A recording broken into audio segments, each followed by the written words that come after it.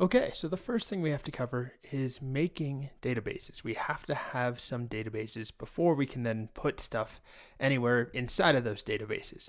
So it's a couple of steps that we need to go through before we can even really work with real data.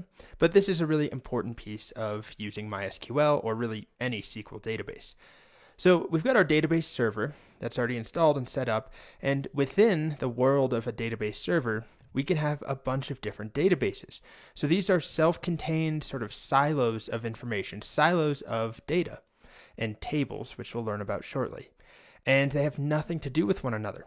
It's important to know that our data isn't all floating around together in one soup, but rather it's divided up into these discrete databases.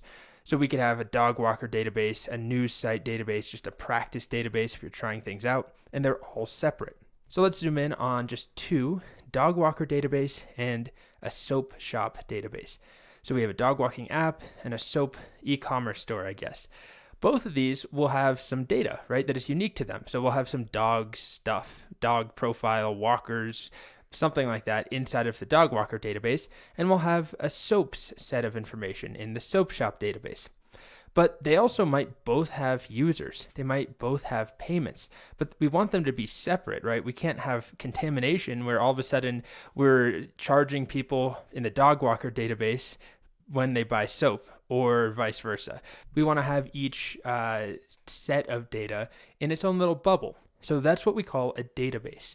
So one more time, we have multiple databases within a MySQL database server.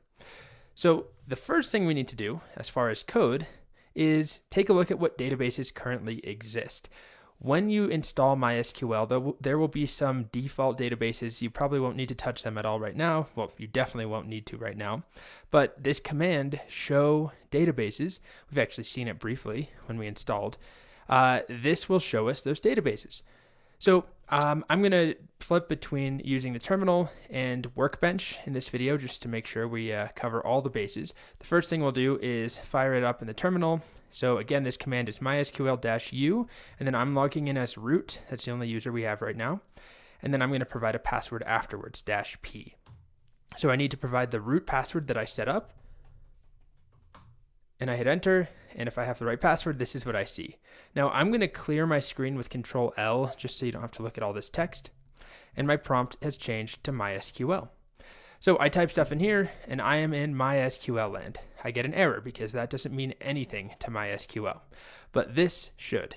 If I do a show databases with a semicolon, if I don't have that semicolon, you'll see that I get this arrow. It's asking me, it's kind of waiting. It's like, okay, and then what? You haven't terminated your command. But a semicolon tells MySQL this is the end. Okay, so what do we see? We get this printout that says, here are the databases you have right now. Information schema, MySQL, performance schema, sys. You really don't need to worry about these. But the fact that we see something tells us databases exist. That's kind of all you need to know. Now, over in the Workbench, to log in, to connect to the database, I have this local instance connection. I have to provide my password here, right? Because the whole point is that we're doing this with a graphical interface, not via the command line. And then what I can do is run this command. I'm just going to type, unfortunately, I can't make this much larger, show databases, semicolon, and I'm going to click that lightning bolt. And I get a result back, and it's the same information, the same data. It's just displayed in this app, right? Information schema, MySQL, performance schema, sys. Same thing here. Just two different ways of accessing that.